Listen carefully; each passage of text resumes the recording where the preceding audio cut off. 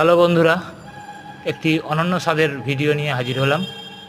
দেখতে পাচ্ছেন উঠানের মধ্যে দুটি কিউট বাচ্চা, বিড়াল বাচ্চা খেলা করছে নিজেদের মধ্যে, আর ওদের পাশেই শুয়ে আছে ওদের মা।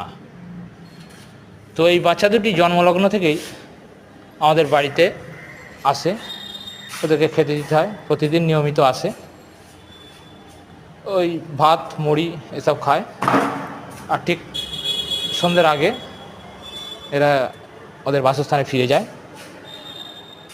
ডিম ভাত বা মাছ ভাত কিছু একটা দিতেই হয়, শুধু ভাত খায় না এরা, যেদিন যেমন হয়। তো এইভাবে দেখতে দেখতে বাচ্চা দুটো বেশ বড় হয়ে উঠেছে, ওদের বয়স এখন প্রায় 6 মাস। আর একটা কথা বলি, মানুষের ধারণা এই বিড়ালের ম্যাও ম্যাও শব্দ কানে এলে বা যাত্রাপথে বিড়াল দেখলে নাকি অশুভ।